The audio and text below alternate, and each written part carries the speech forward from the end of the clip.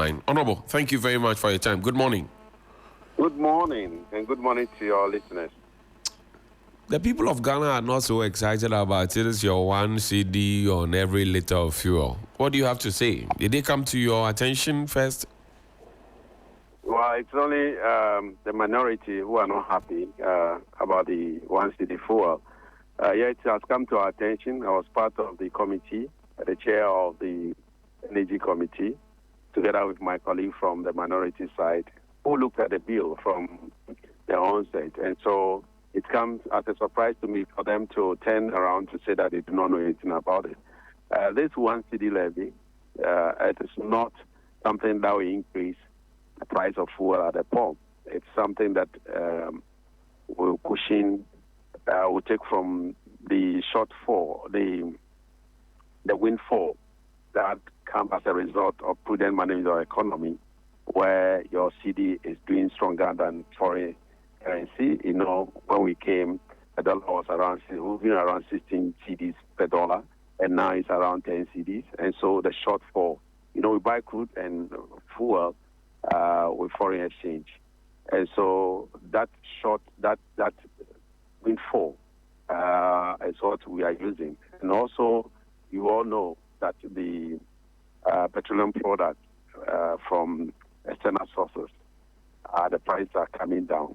And so if you are making some savings and you have reduced prices of fuel, you know, in the market, it's just good for us to use that part of the shortfall, part of the windfall to pay for fuel that we use for the generators. As we speak now, the fuels that we use for our generators, that's the thermal plant, government pays for it.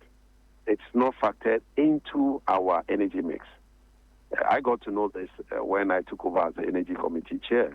And so if you really want to pay realistic tariff for electricity, it would have been way, way above what we are paying.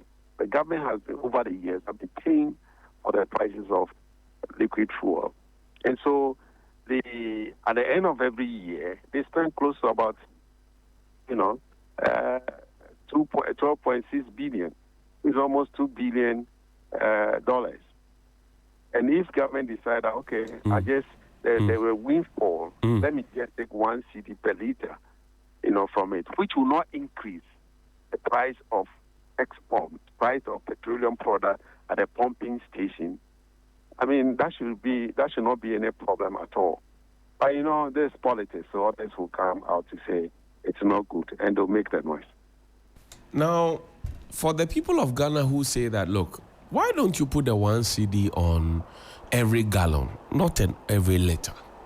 Because the 4.5 liters that make a gallon is quite deep in their pocket. What do you say to them? Well, brother, when the MPP mismanaged the economy and the price of fuel at Eskom was 17 cedis, nobody said anything. We are still keeping at 12 cedis per liter. And that will not increase the prices.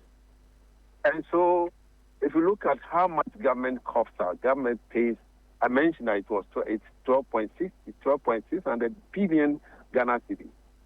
The money will rake from this $1, one cedi per liter. It's just 5.7 billion, which will mean that government will have to top up again to make the shortfall of the 12.6 billion. And so, if we had our way, we could have maintained the price at that level and then use the windfall to pay for the total 12.6 billion. What about that one too? Or ask Ghanaians to pay for the electricity. If we had the goodwill of the people, we can ask them, okay, you're increasing the electricity tariff. What about that one too? What are you saying to those who suggest that you give them subsidy? They are happy with you. Your dollar has come down. Your CD is stronger. You reduce the price of fuel. And then you are using the left hand to also take what you give them with the right hand. What do you say to them? So all that we are saying is that the price will not go down. The price will not go up. The price will be the same. That's what we are saying. We are not going to increase fuel with 1 cedi. No.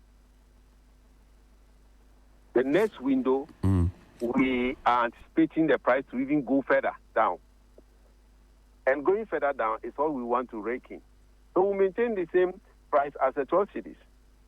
Nobody will go to the pump to buy fuel more than what is buying today, as we brought it down. I see. Teacher Kujo in Tepa, Ayen Swano, Ayen Suso, he's on Facebook. He's on a live stream. This is his question to you. He says the NDC government, while in opposition, engaged in a lot of propaganda and is now facing reality. They made a lot of noise and now they just can't govern the country. The job is too big for them due to their incompetence. The job is too big for them, and governing a country is not easy. And out of desperation, they passed the Doomsaw levy, causing Ghanaians to suffer without considering any other alternatives. This is what he says. What do you have in response to that? So, Teacher Kujo, thank him for his opinion. That is his personal opinion. And I can tell Teacher Kujo that when his party was in power, they increased the extra, debt or our legacy debt from 2 billion to 3.1 billion. What about that? Is that not incompetence? They brought in what we call extra PLC, only to for that PLC or for that company to make more money without paying the legacy debt. We still owe, IPPs, we still owe people. Energy sector is still owing. What about that one too?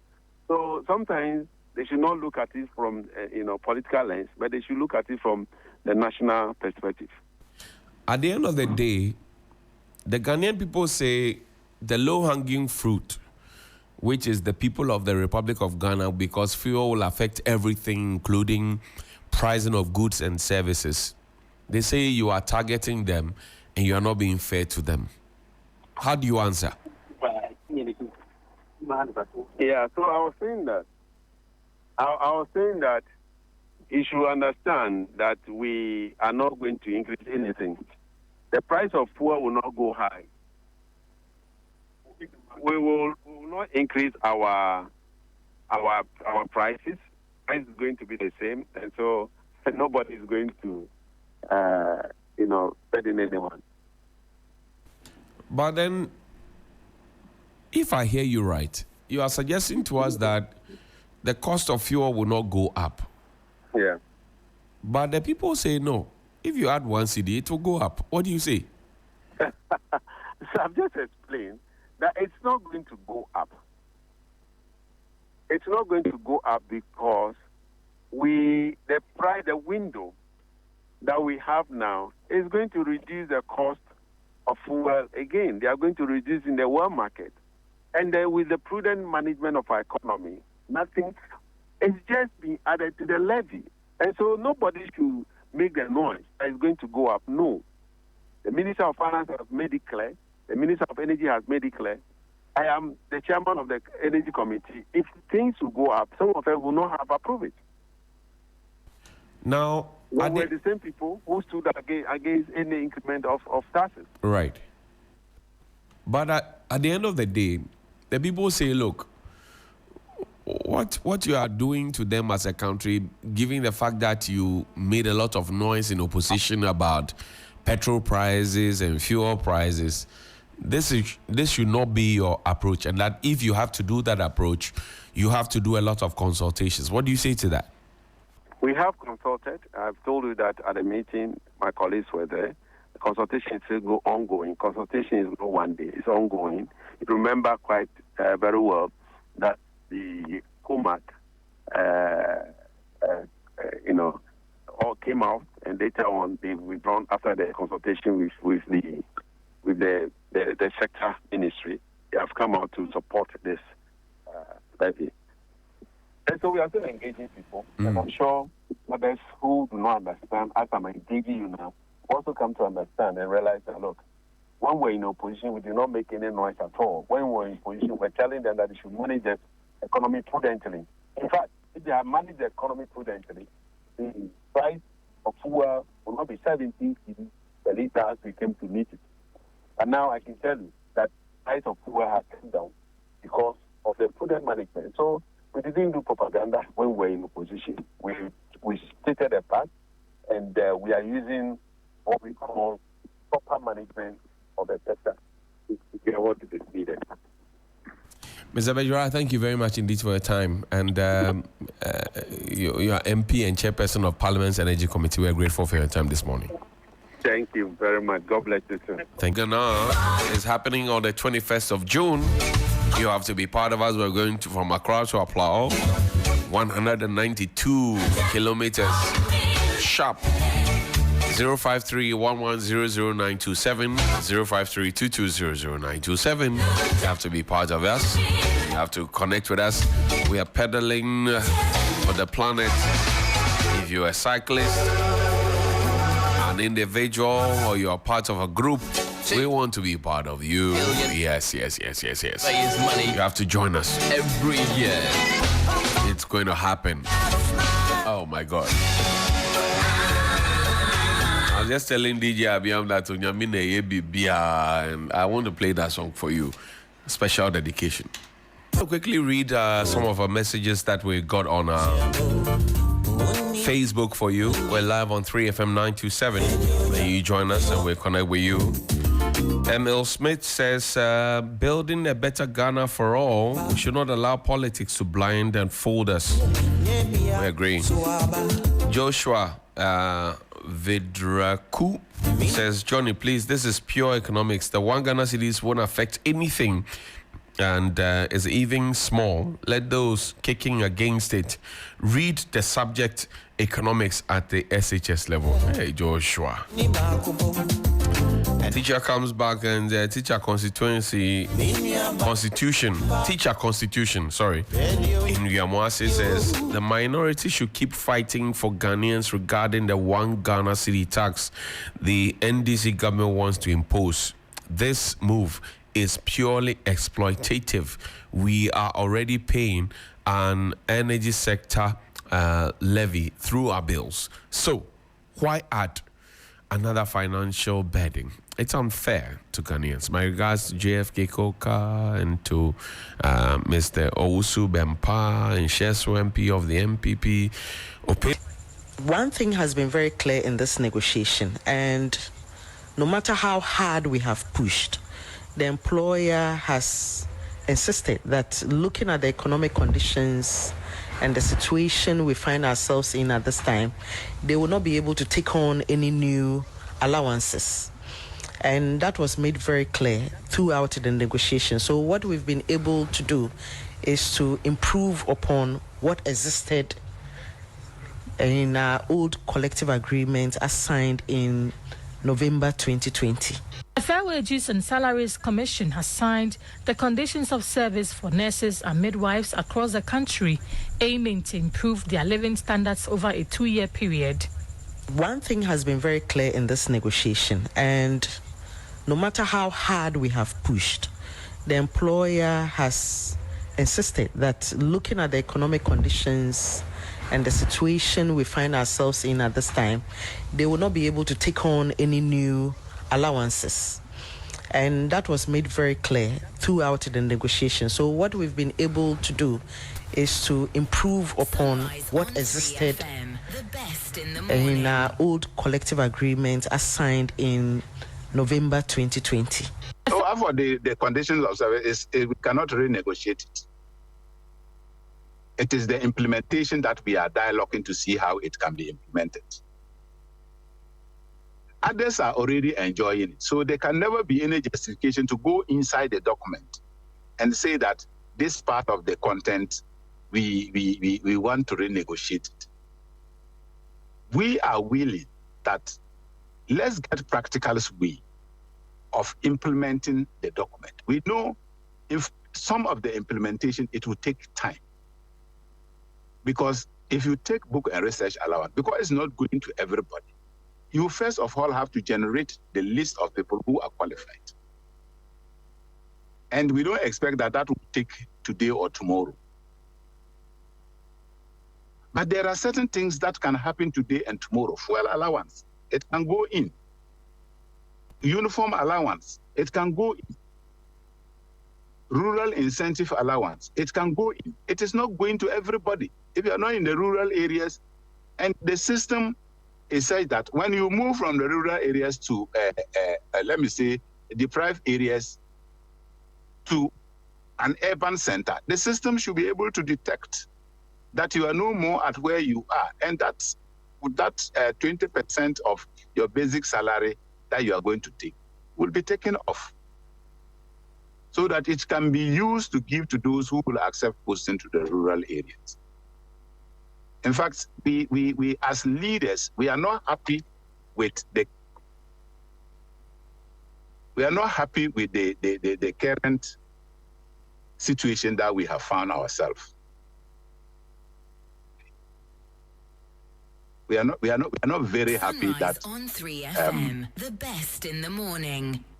We listening to our Lady Chair on ensuring that you have the competencies to be in the place that you are put. And I was reminding myself of recent conversations when people would say to me, "You have held up. You have done well in this onslaught." And I realized that what has held me up is the assurance of competence.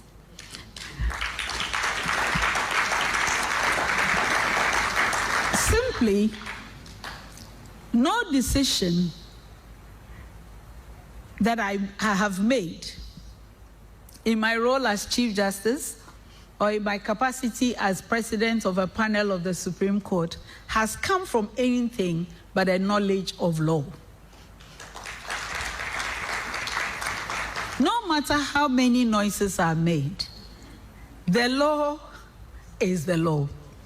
And the only answer one can give to all the hand-waving is the legal answer, unless we want something else. But I am quite sure that Ghana as a society is not looking for chief justices that bend and give them something other than law. And therefore, here I am. Everyone gets the law.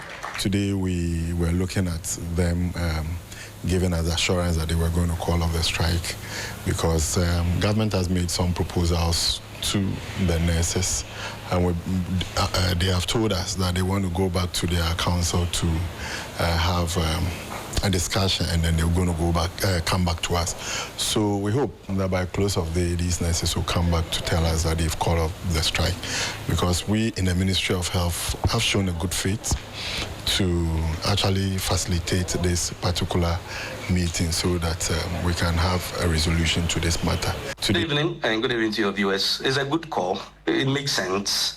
But to what extent does it resolve the impasse? I must say that we feel very disrespected, okay? And all the time, when an issue comes up, look at the patients. We've been looking at patients since 1960. And nurses and midwives go home as paupers. We will not fail this generation and the next generation of nurses and midwives. We are asking for something simple. We have negotiated for a condition of service. It is a collective agreement, and by the labor law, it's very clear. It's binding on the employer. All what the employer needs to do is to implement it. So there is nothing like come to the table and say, there is nothing like renegotiations, and we have said it copiously that our collective agreement is not subject to renegotiations. That said, the condition of service is a living document. It has an expiry date of 2 years. We have already done 1 year out of it. Not a penny, a dime had been paid out of it. Of course, we were also complicit up to some point. I don't fault the employer entirely. But I think that 5 months is good time enough for the finance minister to approve that binding document that I'm referring to, known as collective agreement. If you are negotiating, it's a different thing altogether. We have finished with the negotiations. It's been signed, sealed, and delivered. What is left is implementation. So all what we are asking, I'm saying that our request is a very simple ask. It's not too difficult. What I want Ghanaians to know is that This is very unfortunate. This is very painful. My heart aches. We shouldn't have gotten to this far. But because of the intransigent posturing of the employer and the tactics, I don't use certain words, those old-fashioned tactics, let's try and sow a seed of discord amongst their leaders and see if we can play them against each other. They succeeded in getting some few breakaway groups, and they thought that the members of those groups are not okay. They are very much alive and well. And they know that when they go on retirement, they will go home as individuals. So they are fighting for their rights. And for that matter, they have defiled the orders of their leaders. I thank all those nurses and midwives who have placed their future ahead of any inclination of any sort. And what we are asking is that they should approve the condition of service for us, and we will come. Look, successive administrations, when nurses speak up, they will not look at the content. They will not avert their minds to what we're talking about. They will quickly rush the Labour Commission, seek an injunction. And it's been the tactic. We are ever ready to go to the longest haul. To call on our sisters and brother nurses to come back to work. Then like yesterday, I said to one nurse that if you come to the hospital now, you as a nurse, and you are pregnant, you are going to deliver, because she was a pregnant nurse. What are you going to say? Will you say, I won't deliver today because we are on strike? You'll be shouting, let's all do this. Let's go back to the negotiation table. If it's your auntie, your mother who is sick, what are you going to do? Will you say, I won't take her to the hospital because we are on strike? And when you go to the hospital, who do you expect to take care of your mom or you yourself? So I humbly add my voice to the Honorable Minister that please come back to work and let's continue negotiating. Our doors are open and to continue to be opened. And in fact, to tell you, since I came to the office, they themselves, they know the effort I have put in place to resolve other complicated issues with them. This is not the first since I came to the office. So I am committed and ever ready to think through that, even if it has to be unofficial, and I go beyond even my official duties to assist the leadership to maintain and to make sure that there's no tension at their front. This is what I'm committed in doing. Nurses should listen to the plea of the ordinary Ghanaians and listen to the plea of all of us to come back to work to save lives. Whatever it is, we can assure them that when we sit around the table, we'll find solutions to those challenges. Sunrise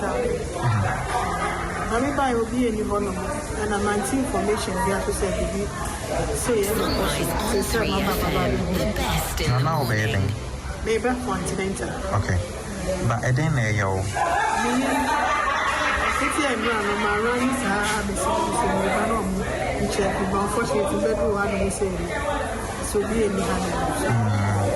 Oh, mouse also. And let's just say how Cecilia, how many months pregnant? Oh, we'll find out, man. Oh, and Cecilia, I didn't know, babe. We'll go feed. That's how we are.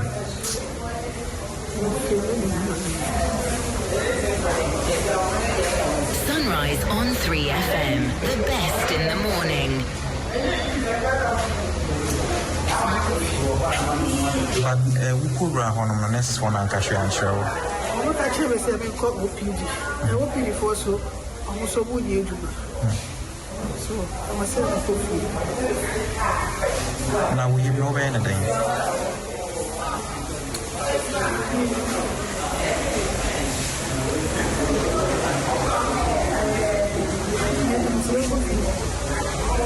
But most of them have been back. I'm not going to be able to show you. Now, this was you, call OPD. Unfortunately, he said doctor should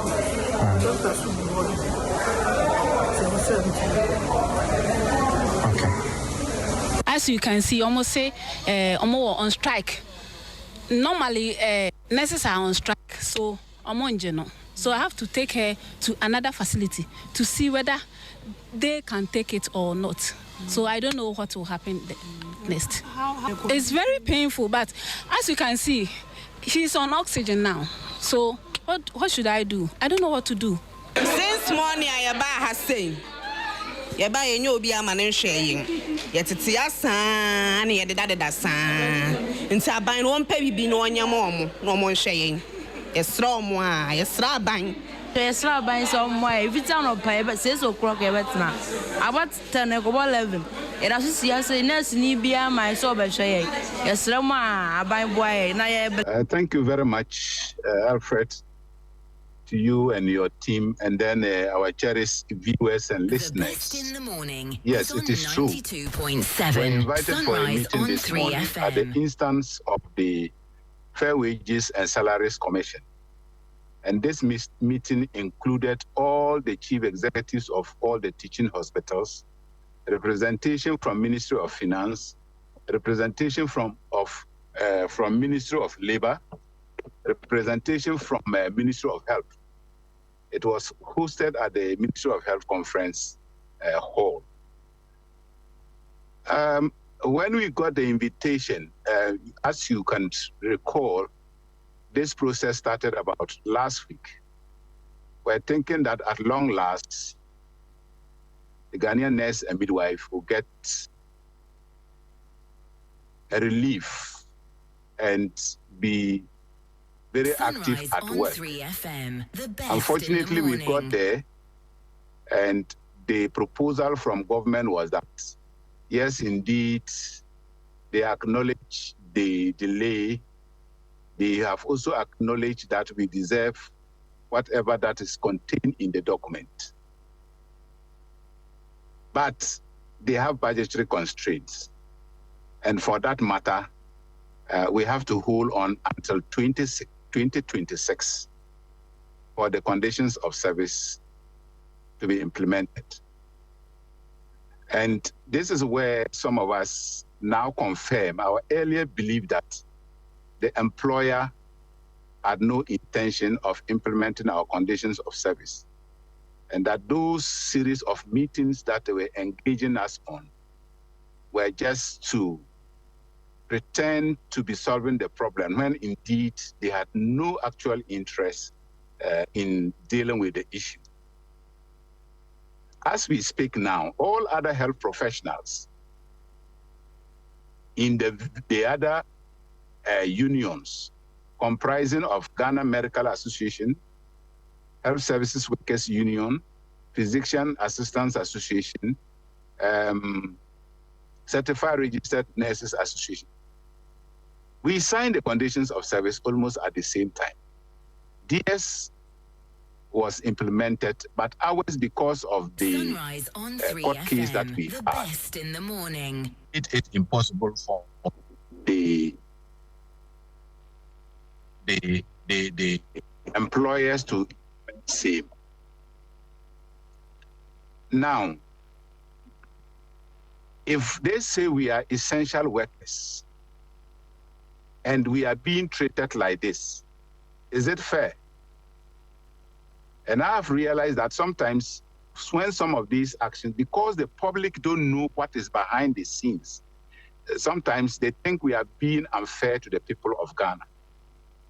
But we are in a situation where me and my colleague, who is another health professional, is enjoying a certain conditions of service, which is also contained in mine. And mine, they say, okay, we